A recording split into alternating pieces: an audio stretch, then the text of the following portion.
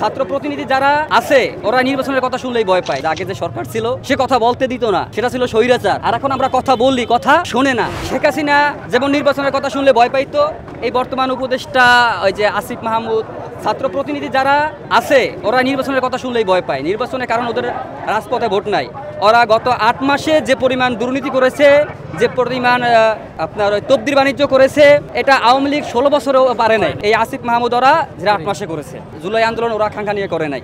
দেখেন, আন্দোলনের সময় যদি বিএনপি, জামাত, রাজনৈতিক সংগঠনগুলো তাদেরকে সমর্থন না করতো, তাহলে ওই যে আপনার 17 তারিখে ঢাকা বিশ্ববিদ্যালয়ের ভিতরে যখন তারা আটকা পড়ছে, ছাত্রলীগ যখন তাদেরকে পিটাচ্ছিল, আমরা ছাত্র দলের কর্মীরা গিয়ে তাদেরকে সেখান থেকে উদ্ধার করছি। এবং ওই দিনেই ঢাকা বিশ্ববিদ্যালয় থেকে ছাত্রলীগকে বের করে দিয়েছে। যদি ওই দিনকে ছাত্রলীগকে প্রতিহত করা না হতো, তাই তো এই যে 36 দিনের জুলাইতে যে বিপ্লব, যে বিজয় আমরা পেয়েছি, সেটা হয়তো পাওয়া যেত না।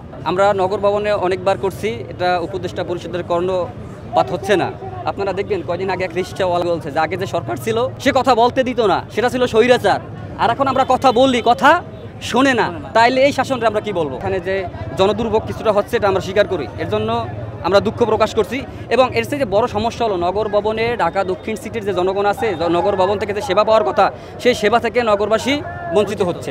এই কারণে জনতার মেয়র ইশরাক হোসেনকে নগর ভবনে, আপনারা নির্বাচনের কথা বলতে পারেন, নির্বাচনটা অবৈধ হতে পারে, নির্বাচনের বিষয়ে অনেক রায়টা অনেক কিছু হচ্ছে, এটা সমস্যা না। কিন্তু আপনারা বিভিন্ন জায়গায় একজন পুলিশের অবসরপ্রাপ্ত একজন কর্মকর্তাকে এনে আবার ঊর্ধ্বতন দায়িত্ব দেওয়া হচ্ছে। দাবি হয়েছে ইশরাক সাহেবরে মেয়র হিসেবে আমরা দেখতে চাই। কেন তারে মেয়র পদে শপথ দিচ্ছে না, সেই জন্য আমাদের এই আন্দোলন। নির্বাচনে পাশ করছে, আমরা মামলা করছি, সেই মামলা আমাদের কোর্ট থেকে রায় দিছে।